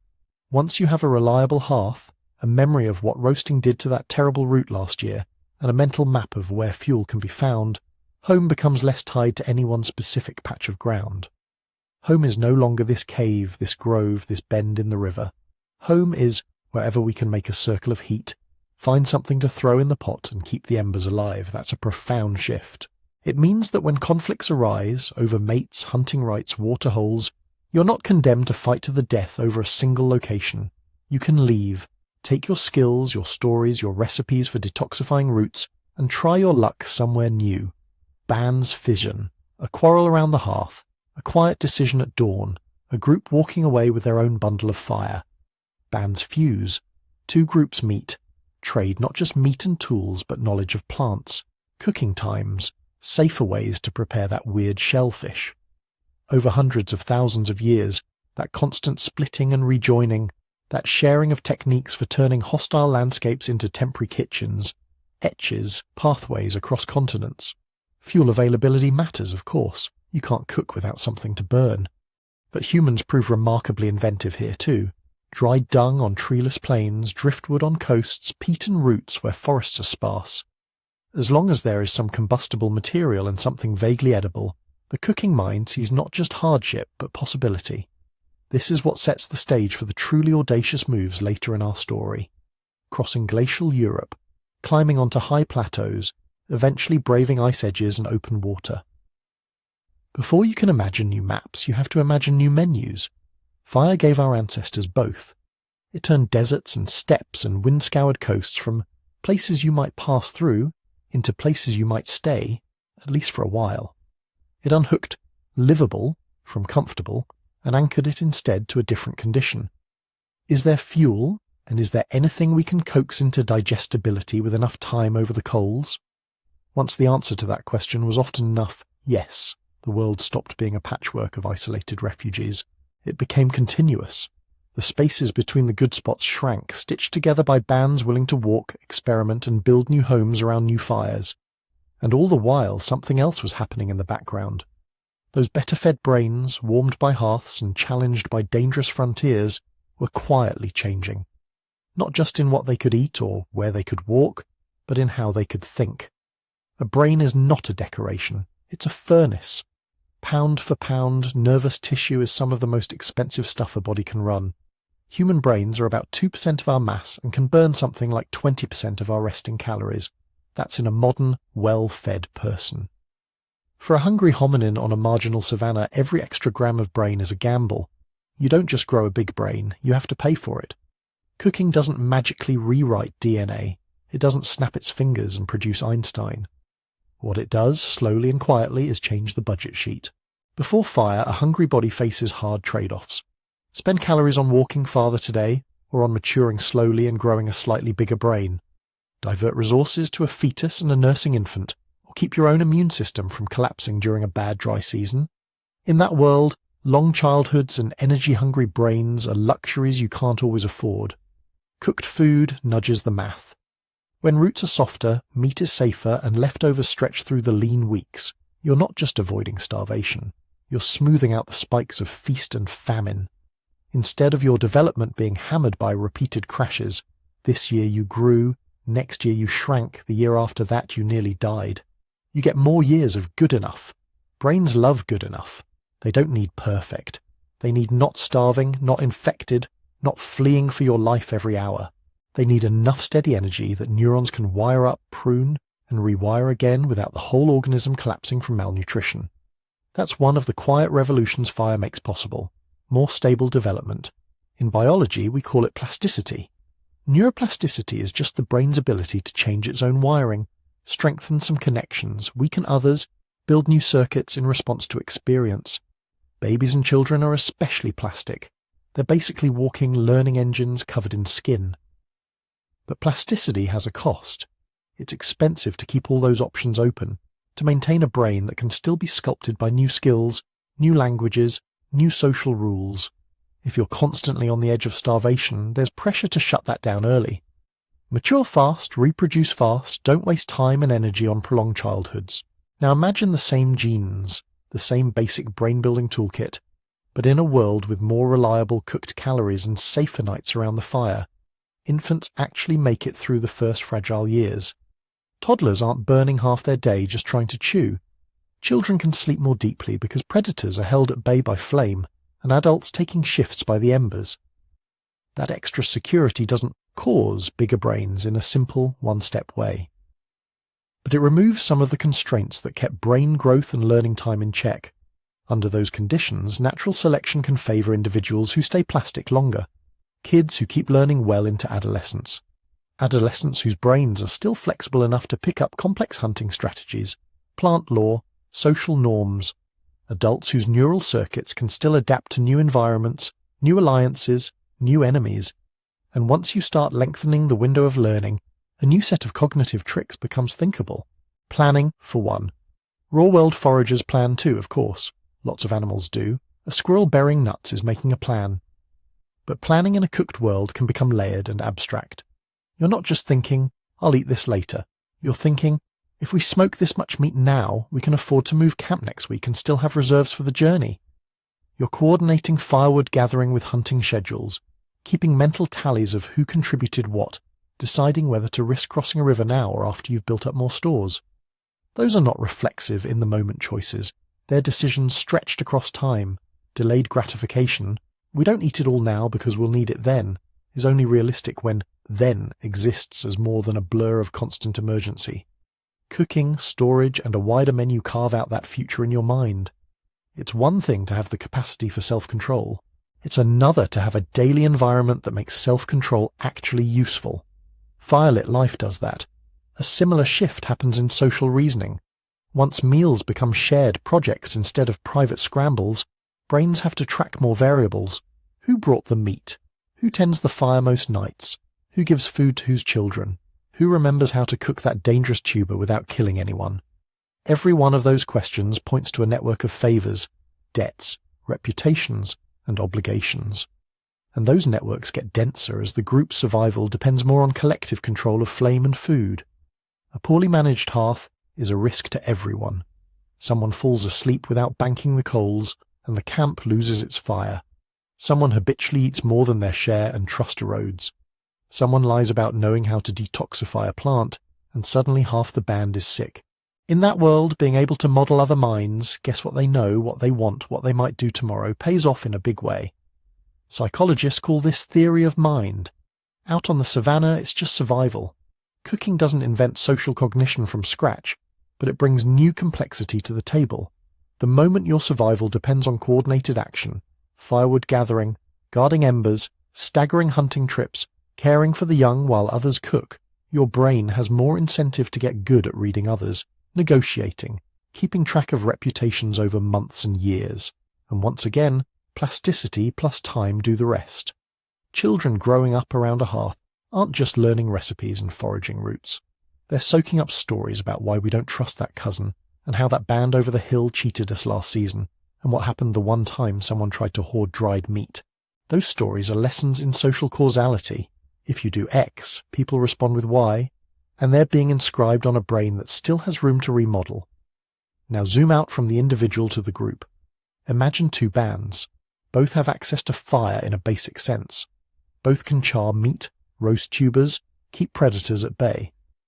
But in one band, the social and cognitive machinery for managing fire is clumsy. People let flames go out. They fight constantly over portions. No one really specializes. Knowledge about which plants are safe is scattered and often lost when an elder dies.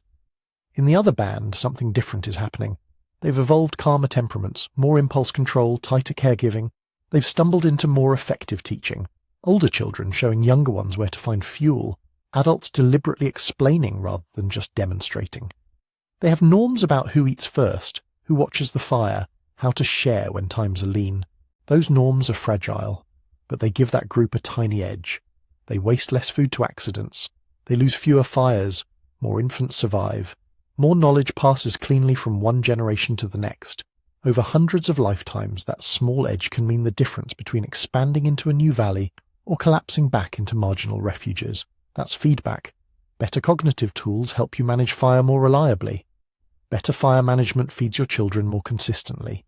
Better fed children can afford longer brain growth and learning, which opens room for more sophisticated norms and teaching, which feed back again into even better fire management. Generations later, you end up with brains and cultures adapted to a cooked world. Not because fire caused intelligence in a single step, but because fire and intelligence kept ratcheting each other upward. It's tempting to tell this as a simple story. First we tamed fire, then our brains got big, then language and art followed like dominoes. Reality is messier. Brain evolution is multi-causal. Climate swings, predator pressures, disease burdens, mating systems, tool use, and sheer chance all tug on the direction of change. Cooking is one strong candidate in a crowded field, not the sole hero of the plot. You can even flip the arrow and argue the other way. Maybe our ancestors were already slightly smarter, better at tool use, more cooperative, so they were the only apes who could reliably control fire in the first place. In that view, cognition enables cooking, which then reshapes cognition further. Cause and effect blur into a loop. Either way, the most profound rewiring might not be inside a single skull at all. It might be in the way many skulls link together.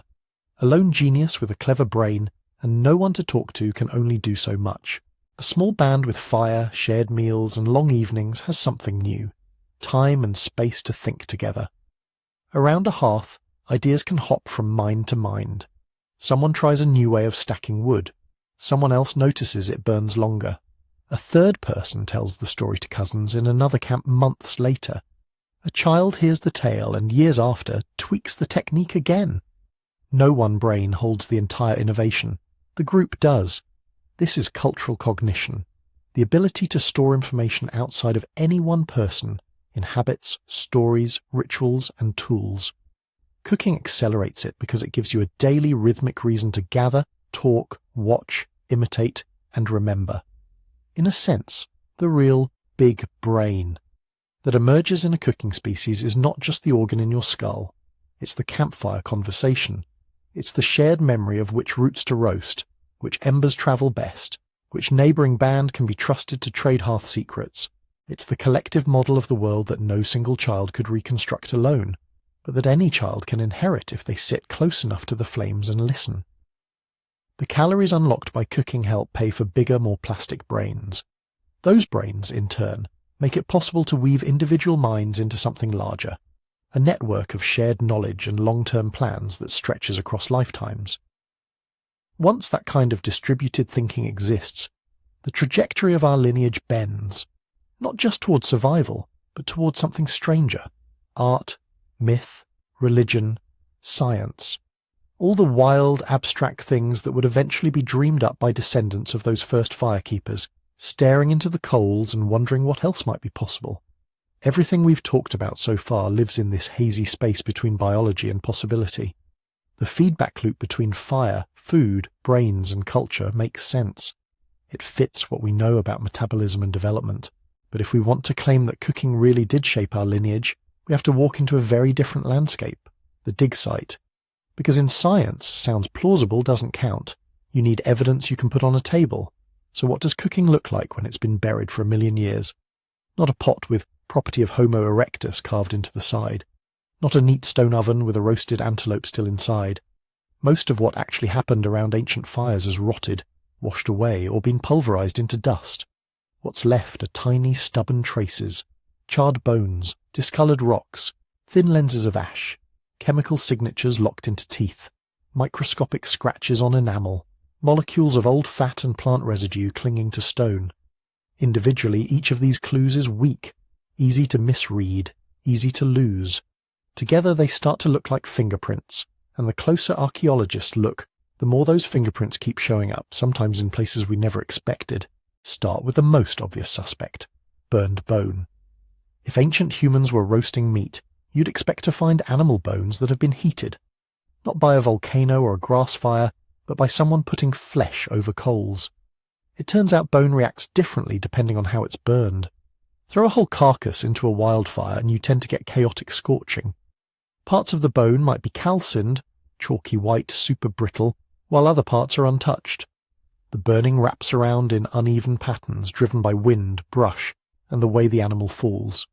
Controlled fire is messier socially but tidier physically. Bones roasted near a hearth tend to show more patterned damage. One side darkened more than the other, as if it faced the heat. Ends cracked open in ways that suggest marrow extraction after heating. Fragment sizes are different too. Lots of smaller, repeating pieces where people broke long bones again and again to get at the good stuff. At some sites you see something else. Clusters of burned bone mixed with stone tools and sitting on top of old living surfaces, not randomly scattered through the sediment. That vertical stacking matters.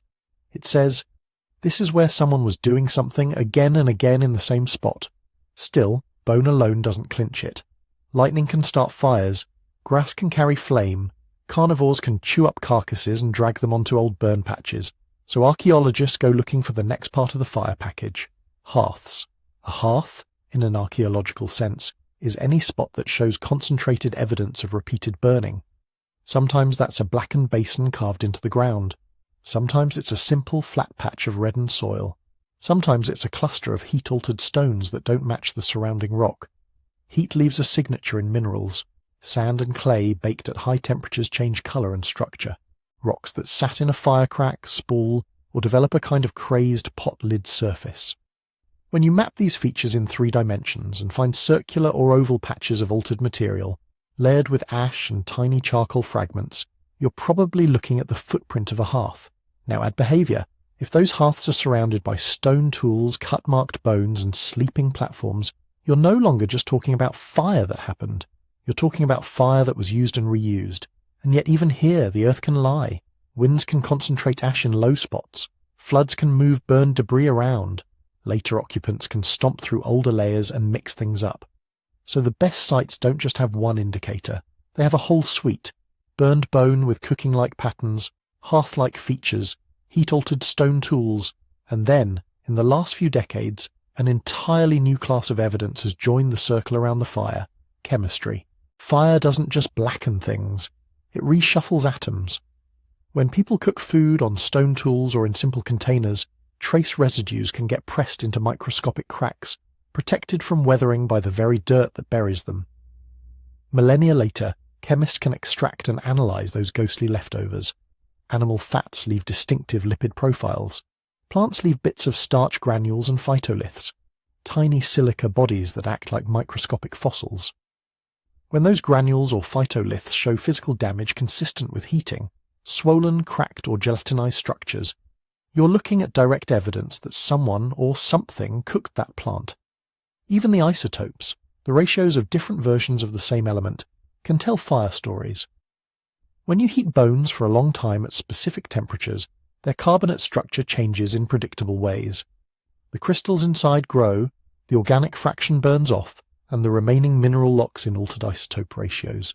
Under a microscope and a mass spectrometer, a bone burned in a campfire doesn't look quite like one cooked in a wildfire. The same goes for soil. Ash from wood and dung changes the chemistry of the ground. It can enrich certain elements like phosphorus and calcium in thin layers that match those reddened, heat-baked patches. When you drill tiny samples through a suspected hearth, and the chemistry spikes right where the colour changes, it's another tick mark on the cooking side of the ledger. But some of the most intimate evidence of cooking never touched the ground at all. It's still stuck on teeth. For a long time, fossil teeth were mostly used to estimate age and identify species. Then someone started looking at the crust, dental calculus, the hardened plaque that builds up at the gum line. That disgusting little ridge is an archaeological gold mine. Dental calculus traps everything: bits of plant tissue, fragments of muscle fibre, bacterial DNA, soot particles, starch grains. Once it mineralizes, it becomes a tiny concrete time capsule glued to your enamel.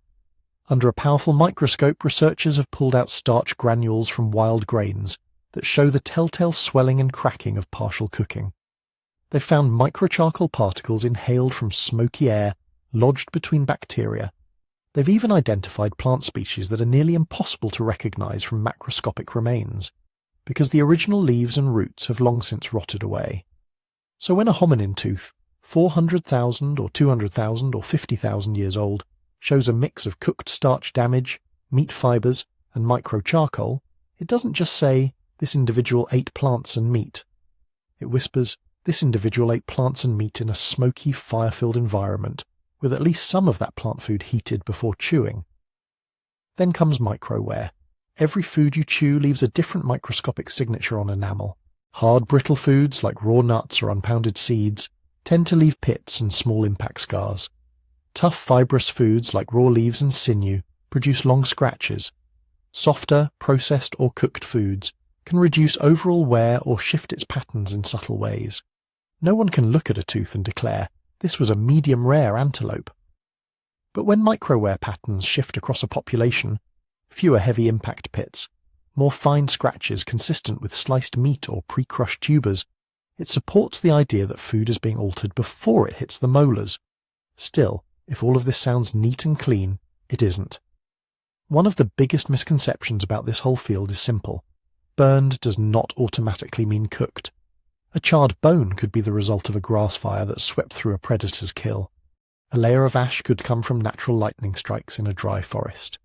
Heat-altered rock might be the footprint of a long-dead lava flow, not a hearth. On the flip side, the absence of these traces at a given site doesn't prove that nobody there ever cooked. Most hearths were shallow scoops of earth and a few rocks. One bad rainstorm can erase their surface expression. Trampling, burrowing animals and later occupations can smear ash into invisibility. In many ancient environments, the conditions needed to preserve fine-grained evidence, rapid burial, low oxygen, stable sediments, simply didn't happen. So when people argue online about the earliest controlled use of fire or when cooking really started, they're often imagining a smoking gun that archaeologists simply don't get. What we get instead are overlapping hints. At one African cave, you might find burned bone in clear hearth features, dated to 800,000 years ago. At another open-air site, you might find heat-altered stone tools alongside cut-marked carcasses, but almost no ash around the same time. In a later European cave, you might find thick hearth lenses with fire-reddened floors, dense charcoal layers, and teeth with cooked starch granules 300,000 years ago. In an Asian site, you might find soil chemistry consistent with repeated burning, but few tools, maybe a resting spot for embers carried from elsewhere. Any one of these data points can be attacked. Maybe the dating is off. Maybe the burning was natural. Maybe the residue is contamination. Scientists argue about this endlessly because that's their job. But when patterns start to line up across continents and time, burned bone, hearth structure, residue chemistry, dental calculus, micro-wear, all pointing toward the same behavior, the picture sharpens. It stops looking like a few isolated accidents with flame. It starts to look like a species that kept coming back to fire, that learned to sit beside it, work around it and feed from it. A species whose teeth, bones and soils all bear the same quiet message. By the time our brains were ready to be rewired, the world they were wiring themselves to fit was already flickering orange. And in that glow, something else was happening too, something we almost missed, until we noticed what was trapped in those toothcrust time capsules and what it implies about how people talked, remembered, and imagined together. Those little black specks in toothcrust, the reddened soil, the cracked bones, put together, they tell a powerful story about fire, but they don't tell a simple story, because as soon as you say, fire rewired our brains, you run headfirst into a line of people saying, hold on, what about everything else? They're not wrong. If you zoom out from the campfire glow and look at the whole 2 million year arc of our lineage, cooking is just one piece of a much bigger machine. Start with meat. Long before anyone was simmering stews or toasting grains, hominins were getting more and more of their calories from animal foods. Cut marks on fossils go back well over 2 million years. Some of those marks sit on top of tooth grooves from big cats and hyenas, which means our ancestors were butchering carcasses after predators were done with them. Scavengers, lurking at the edges. But not forever. By around 1.8 million years ago, with Homo erectus, the pattern shifts. You start seeing cut marks in places that suggest early access, tendon attachments, rich marrow-bearing bones snapped open with stone hammers. It looks less like grab what the lions leave and more like deliberate hunting. Meat is a caloric cheat code. Gram for gram, it's packed with energy, fat and key nutrients like iron and B vitamins. A hominin that can reliably get meat can support a bigger brain long before it ever learns to braise a shank. Some researchers argue that this shift to regular carnivory, more than fire, was the real inflection point that let brains grow and guts shrink. Then there are the tools themselves. Stone tools aren't just sharp rocks. The moment you start seeing standardized shapes, hand axes with near-perfect symmetry made by people separated by hundreds of miles, you're looking at something deeper. Planning, teaching, imitation. To make an Acheulean hand axe, you have to hold in your mind a three-dimensional form that does not yet exist, and then remove flakes in a careful sequence to reveal it.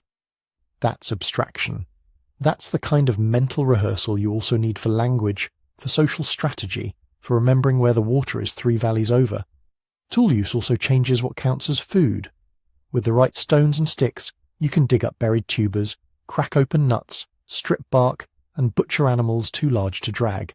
That flexibility, the ability to reach into new corners of the environment, feeds back into brain evolution. A creature that can solve more problems with objects needs neural wiring to match. Layer on top of that the brutal metronome in the background, climate. The Pleistocene wasn't a gentle age. It was a roller coaster of ice sheets, droughts, shifting coastlines, and disappearing forests. Environments that had been stable for hundreds of thousands of years could transform in a few human lifetimes. Some scientists argue that this climate chaos, more than any single technology, is what sculpted our brains. not because of one perfect adaptation, but because flexibility itself became the adaptation. If every generation has to figure out new migration routes, new prey, new plants, new seasons, then genes that favour curiosity, learning, and social information sharing get rewarded. In that view, brains didn't grow big for any one task, they grew big to never stop adapting. And then there's the most intimate engine of all, other people. Humans are born early and helpless. A baby chimp can cling to its mother and move with her in a way a human newborn never could. Our infants are effectively still fetal compared to other apes, their brains unfinished, their bodies undercooked. To make that work, you need help. Alloparenting, other people besides the biological mother investing in a child, changes everything. Grandmothers bringing food, older siblings watching the baby, unrelated group members sharing care because of social bonds, not just genes. Some anthropologists argue that this cooperative childcare system forced our ancestors to become expert mind readers. You have to track who owes what, who can be trusted with your offspring, whose reputation is good enough to be left alone with a crying baby at night. That's not just being nice. That's advanced social cognition under enormous stakes. Social brains like that can support gossip, teaching, punishment, praise. They can support culture. So by the time we get to the fireside, a lot of trends are already in motion. More meat, better tools, harsher, more variable climates, more intense social cooperation and shared child-rearing. Fire, in this view, isn't the spark that starts everything, it's the accelerant. This is where the cooking hypothesis sits. Not as a lone, heroic explanation, but as a powerful amplifier that plugs into an existing network. The core idea, as we've been circling around, is straightforward. Cooked food yields more usable energy, faster, with less wear and tear on teeth and guts. Over evolutionary time, that extra energy can be turned into more brain tissue, longer childhoods, more pregnancies, and a thicker web of social obligations around food. But there are real debates. Some archaeologists point out that the cleanest, least controversial hearths show up relatively late, hundreds of thousands of years after Homo erectus appears with its bigger brain and smaller gut. If cooking drove that anatomical shift, where's the smoking hearth? Others counter that we're victims of the fossil record. Early fire use would have happened in open landscapes, in shallow pits, with simple fuel. The perfect recipe for erasure. Caves preserve hearths, savannas wash them away. There's also the question of intensity. Maybe our ancestors used fire occasionally at first, opportunistically, like other animals are known to do, and only gradually moved toward daily cooking. A few roasted bones in one season, regular hearths much later. If that's true, then the metabolic impact of cooking might also have ramped up over long stretches, not in one dramatic leap. And then there are hybrid possibilities. Maybe brains started getting bigger primarily because of meat and climate-driven flexibility. Maybe guts started shrinking because a combination of softer foods, stone processing, and intermittent cooking lowered the need for industrial-strength intestines. Then, once habitual cooking locked in, it supercharged trends that were already underway. In that scenario, cooking is still transformative, it just doesn't stand alone. Think of it like this. You can have a small, clever social primate already making tools, hunting and weathering climate swings. Add fire, and suddenly all of those advantages scale. Cooking makes meat safer and easier to chew, so hunting pays off even more. Cooking softens underground storage organs, so tool-based digging becomes worth the effort in seasons when game is scarce. Cooking lets you safely share food in camp, so cooperative childcare and social exchange get a stable energy base to sit on. Cooking extends the day, so language, planning, and cultural teaching get their own protected time slot after dark. Nothing about fire invents these behaviors from scratch, it just turns them up. This is where humans start to look very different from the other animals huddling at the edge of wildfires. We don't just discover things, we stack them. Anthropologists call this cumulative culture. A chimpanzee can learn to crack nuts with a rock. Its offspring can copy that. But 1 million years later, chimp nut cracking looks basically the same. Humans are different. Once one generation learns to tame fire, the next generation doesn't just repeat the trick. It experiments. Different woods, different pit shapes, mixing embers with dung, using smoke to dry meat, baking clay, hardening spear points. Then those tweaks get remembered, taught, argued over, perfected. The same engine that lets a child learn language by osmosis also lets that child absorb 1,000 little fire hacks without ever rediscovering them. Culture becomes an environment of its own. Under that kind of feedback, a small innovation doesn't stay small, it snowballs. Cooking isn't just hot food, it's the foundation for schedules, for gendered labour divisions, for kinship obligations, for trade. We'll bring salt if you bring meat, for taboos about who gets the choicest cuts. Each one of those cultural rules can then shape who survives, who has children, whose ideas spread. So when we say one discovery rewired our brains, we have to be careful. No serious scientist thinks there was a single night in a single camp where someone struck a spark and everyone's skulls silently ballooned. What we can say is that control of fire, and especially the habit of cooking, looks like one of the few changes that echo everywhere at once, in our guts, our jaws, our sleep cycles, our child rearing, our social lives, our stories. It's pivotal without being lonely. The real takeaway is messier and in a way more impressive. We are the product of overlapping revolutions, meat-eating, tool-making, cooperative childcare, language, climate chaos, and the taming of fire all braided together over hundreds of thousands of years. No single strand can hold the weight of our evolution on its own, but twist them, pull them tight, and you get something strong enough to cross ice ages, which leads to an uncomfortable and very modern question. If fire was the ancient technology that quietly rewired our species, changed our bodies, our brains, our relationships, what's the equivalent now? We sit today in front of another glow, not from coals, but from screens. We've built tools that carry conversations across the planet instantly, that store more cultural information than any one brain could ever hold, that can serve up food, mates, entertainment, and status with a tap.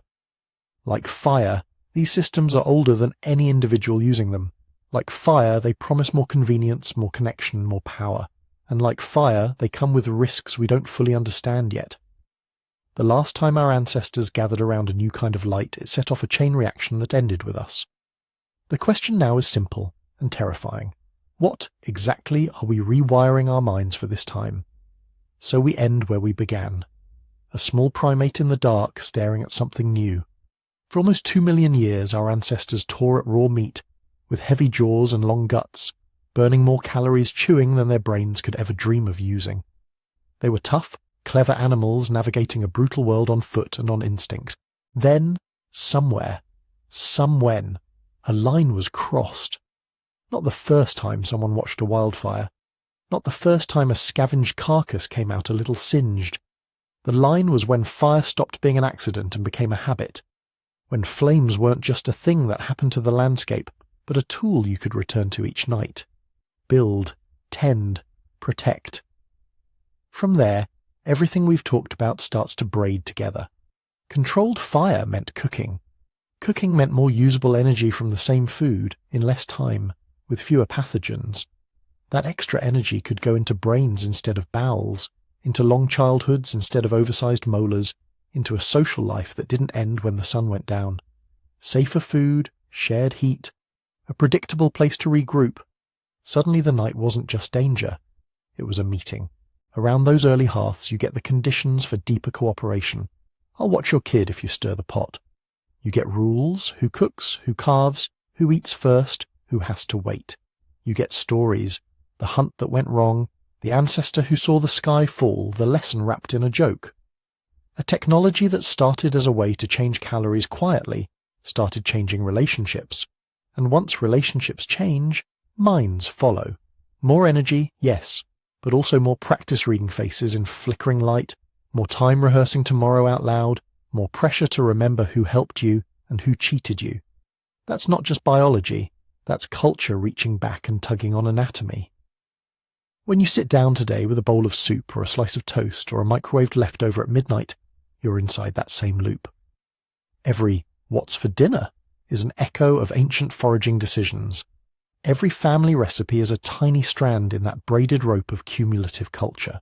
Even the simple act of gathering, around a table on a couch with takeout containers between you, is an inheritance from people who discovered that sharing heat and food was safer than facing the dark alone. So before you drift off tonight, you might try a quiet experiment.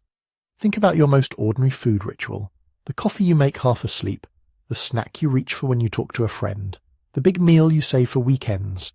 Ask yourself, which parts of this are modern convenience, and which parts are a 2 million-year-old survival system humming away under the surface? If listening to stories like this feels comforting, and you want to keep going down these prehistoric rabbit holes, there's more waiting for you.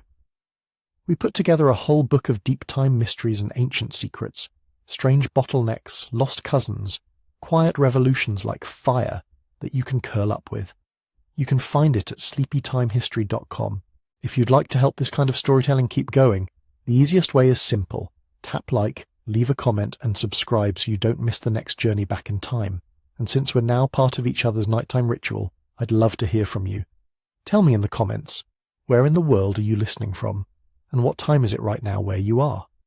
Because somewhere, in every time zone, people are still doing the same ancient thing, gathering around a little patch of light in the dark, sharing warmth, sharing food, sharing stories, carrying forward the spark that lit the human story in the first place.